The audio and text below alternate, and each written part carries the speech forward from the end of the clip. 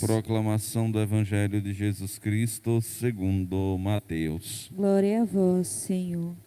Naquele tempo disse Jesus aos seus discípulos esta parábola: O reino dos céus é como a história do patrão que saiu de madrugada para contratar trabalhadores para sua vinha. Combinou com os trabalhadores uma moeda de prata por dia e os mandou para a vinha. Às 9 horas da manhã, o patrão saiu de novo, viu outros que estavam na praça desocupados e lhes disse: Ide também vós para a minha vinha, e eu vos pagarei o que for justo. E eles foram. O patrão saiu de novo ao meio-dia e às 3 horas da tarde e fez a mesma coisa. Saindo outra vez pelas 5 horas da tarde, encontrou outros que estavam na praça e lhes disse: Por que estáis aí o dia inteiro desocupados? Eles responderam: Porque ninguém nos contratou. O patrão lhes disse: Ide vós também para a minha vinha. Quando chegou a tarde, o patrão disse ao administrador: Chama os trabalhadores e paga-lhes uma diária a todos, começando pelos últimos até os primeiros. Vieram os que tinham sido contratados às 5 da tarde, e cada um recebeu uma moeda de prata.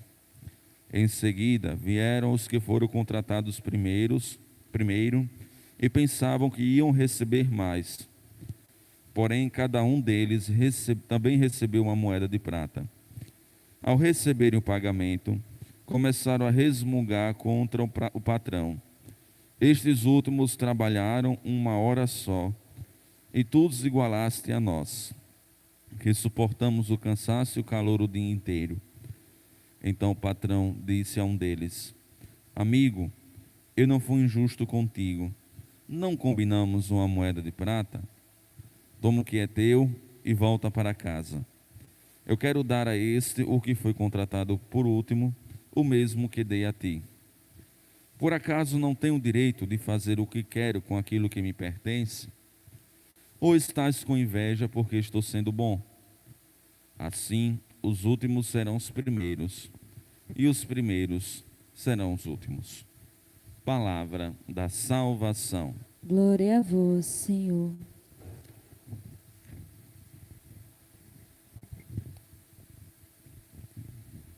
Meus irmãos e minhas irmãs, hoje nós estamos na liturgia da palavra desta quarta-feira. E eu quero direcionar o nosso olhar para o Evangelho de hoje. É uma página bastante extensa, uma parábola bastante longa, mas que nos traz grandes ensinamentos. Primeiro, aqui nós estamos ainda no aspecto de vista vocacional. Este Evangelho concluiu com a mesma lição do Evangelho de ontem. No Evangelho de ontem, no versículo 30, nós escutamos Jesus falando: Muitos que agora são os primeiros serão os últimos, e muitos que agora são os últimos serão os primeiros. No Evangelho de hoje, 16a, no finalzinho do texto sagrado, nós escutamos Jesus falando: Assim os últimos serão os primeiros, e os primeiros serão os últimos. Então aqui podemos notar dois textos que se concluem com a mesma lição, com o mesmo ensinamento, sobre a realidade do chamado divino nas nossas vidas, em que Deus chama todo mundo. O chamado do Senhor, ele não acontece mais cedo ou mais tarde, ele acontece no tempo certo. Às vezes uma pessoa tem a abertura do coração para escutar Deus falar logo cedo. Já outras pessoas conseguem então escutar a voz de Deus um pouco mais tarde. Isso se dá pela maturidade da vida, pelos ensinamentos. Não foi o tempo ainda da pessoa. Por N motivos, a gente pode assim sublinhar. A gente não pode dizer: recebi o chamado primeiro, sou o melhor, conheço a igreja aqui desde a pedra, desde o início de tudo. Então tenho, né, mais privilégio do que aqueles que vieram depois ou agora, que chegaram aqui na paróquia no mês passado. Então, diante do Senhor, diante de Deus, todos são privilegiados, todos. E aqueles que são considerados últimos no mundo, Deus sempre, né, privilegia, porque são rejeitados por todos, são colocados de escanteio, né, pelo sistema social ou pela dinâmica da vida, né, que as pessoas impõem. Então esses Deus, né, privilegia no seu reino, nas suas graças, no seu amor.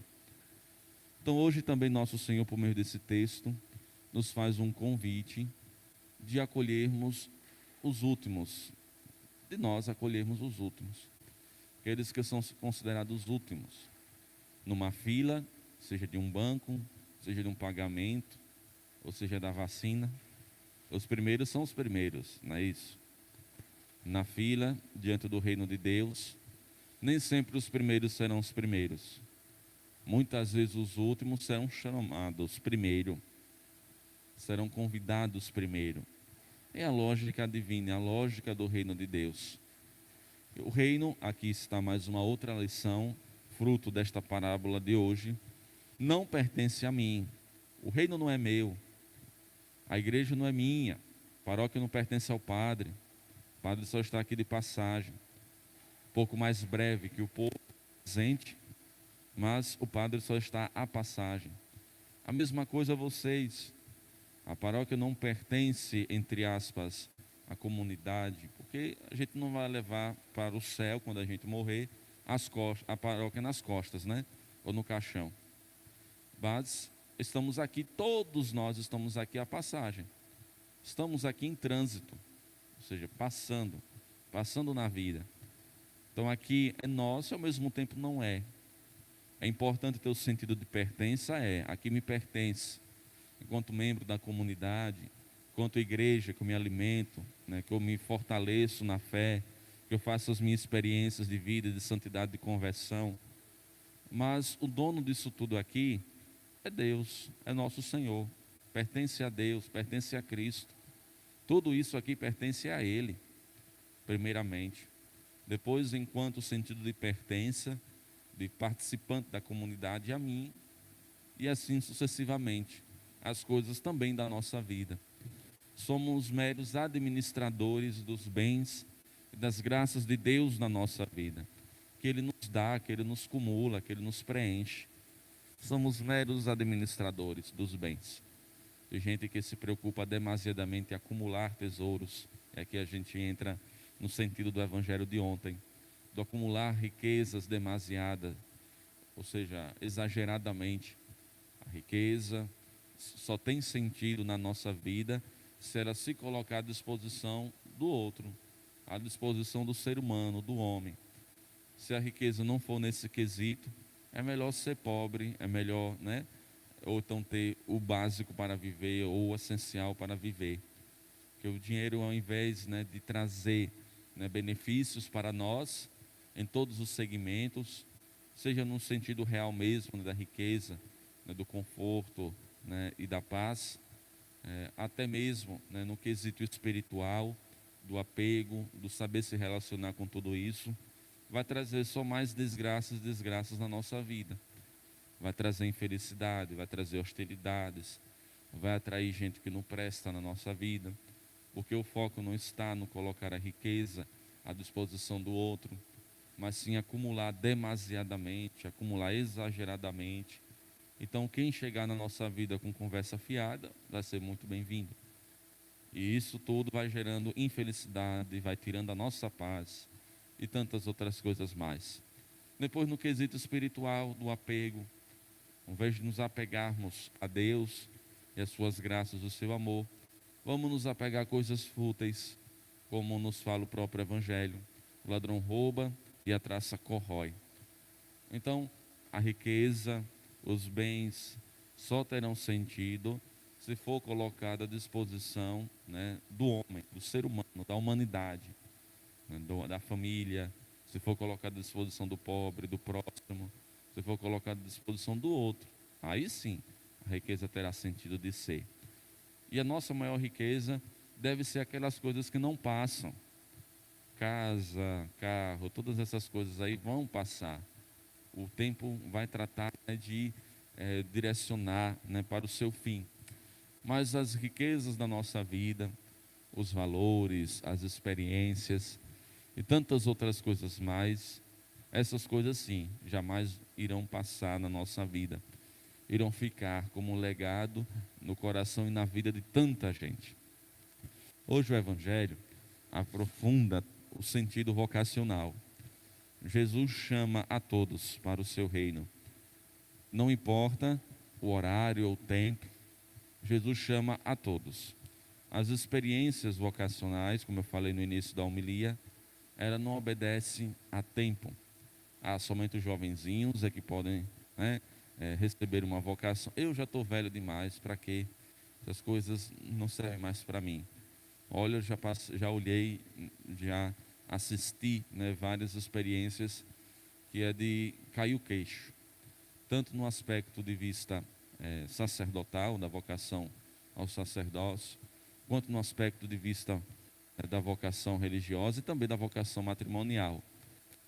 Já teve vocacionados de 50, 60 anos, pessoas que descobriram suas vocações tardiamente ou que descobriram ainda jovem, mas que só responderam já, né, tardias, chamadas vocações tardias. A mesma coisa no aspecto de vista, na vocação matrimonial, algumas experiências de pessoas que casaram, né, já com uma idade um pouco mais avançada, também nos faz entender que Deus chama a todos, né, no seu tempo, ou no tempo correto, no tempo certo, mas muitas vezes a gente responde um pouco mais tardiamente, mas nunca é tarde, né, para se somar ao serviço do reino de Deus, nunca é tarde. A gente sempre tem algo a contribuir, sempre tem algo a dar. Uma outra coisa também que é importante frisar acerca desse texto é a relação à retribuição, né, ou o derramamento das graças de Deus. A gente nunca pode comparar os tempos vocacionais ou os tempos de caminhada. Sabe o que às vezes acontece na nossa igreja? É da gente medir todo mundo segundo a nossa medida. Eu tiro a minha medida e saio medindo todo mundo. Quero que todo mundo seja como eu. Ou quero que todo mundo esteja no mesmo nível, né, vocacional, espiritual, humano. Aí eu fico então medindo todo mundo, fico julgando todo mundo. Eu tomo o lugar, né, de Jesus. Eu tomo o lugar desse patrão, ou, né, da pessoa que estava fazendo os pagamentos aqui nessa parábola. E não é assim. Nós somos servos que estamos a receber. Estamos então a trabalhar, a arregaçar as mangas, né, pelo serviço do Senhor. A gente não pode dizer, ou não pode estar julgando o que é justo e o que não é justo. Nós não temos as prerrogativas para isso. Nós não sabemos todos os meandros da história pessoal de cada um. Não sabemos. Nem o padre numa comunidade sabe os meandros pessoais, os contextos pessoais da história de cada um, de todo mundo. O padre sabe de algumas pessoas que abriram coração, não é, que desabafaram, que fizeram exposição autêntica da vida. Pode até saber, né, os contextos pessoais de algumas pessoas, mas não sabe de todo mundo, né, que ainda não teve condições, né, de prescrutar o coração de todos. Então a gente não pode estar mensurando a vida vocacional de ninguém, a caminhada pessoal, né, dos nossos irmãos e irmãs. Aquele não deveria estar ali, aquele não deveria estar nessa coordenação, aquele não deveria estar na igreja, aquele não deveria estar aqui, aquele deveria estar fazendo isso, aquilo deveria estar fazendo aquilo. Não sei para que está indo na igreja, se faz isso, se faz aquilo, se faz isso. Então a gente começa então os nossos julgamentos. Aí Jesus então vai nos questionar no fim da nossa vida ou aqui ainda na terra. Você está com inveja? Ou eu não posso fazer o que eu quero com aquilo que me pertence? Olha o que eu falei na homilia. Tudo isso aqui pertence a nosso Deus, a nosso Senhor Jesus. Ele pode fazer aquilo que ele desejar, né, disso aqui. se Ele quer que aquela pessoa entre na igreja, se Ele quer que aquela pessoa siga aquela vocação, se Ele quer que aquela pessoa naquele tempo vá para o casamento, vá para ser padre, vá ser freira, assuma essa responsabilidade na igreja, faça isso na missa, faça isso na comunidade. É uma experiência pessoal, é um chamado que nosso Deus fez com aquela pessoa. Deus sabe os contextos pessoais daquele irmão, daquela irmã. Então nós que fomos convidados primeiro, ou um pouco próximo daquelas pessoas, a gente não deve se sentir os donos do reino, ou os patrões do reino, ou aqueles que são os responsáveis por pagar, ou por dar a graça devida, porque nada disso nos pertence. Pertence primeiro a Deus, primeiro pertence a Jesus. Estamos aqui a passeio, a passagem, administrando os bens ou estando a serviço de nosso Senhor. Então que este evangelho seja bastante esclarecedor para nós nos apoiarmos na nossa vocação, ao invés de agir com inveja, ao invés de agir com prepotência, ao invés de agir com arrogância, com críticas infundáveis, com julgamentos que não nos pertencem. A gente precisa melhorar muito nesse quesito. A gente precisa se alegrar por aquele irmão, por aquela irmã, estar fazendo experiência pessoal com Cristo e apoiar primeiramente com as nossas orações, depois com o nosso testemunho fraterno de amor, de dedicação a Deus, ajudando também aquele irmão nas suas necessidades, ajudando aqueles vocacionados a também descobrirem a sua vocação, o chamado que Deus fez na vida deles. É assim o nosso comportamento, é assim que a gente vai gerar vida, é assim que a gente vai expandir o reino de Deus entre nós. Não vamos expandir com inveja, não vamos expandir com julgamentos, não vamos expandir olhando a vida dos outros, não vamos expandir criticando de forma arbitrária a caminhada dos outros. Ao contrário, a nossa comunidade, a nossa vida, a nossa vocação vai se tornar uma Babel, isto é, que ninguém vai se entender, que todo mundo vai por uma direção diferente, que cada um se vire, que seja cada um por si e Deus por todos. Construir esse reino, não é assim que a gente vai chegar para o céu. Que Jesus nos ajude a tomarmos consciência disso tudo e que todos nós possamos responder com generosidade o chamado que Deus nos realiza e que a gente também possa servir de testemunho para todos os nossos irmãos e irmãs.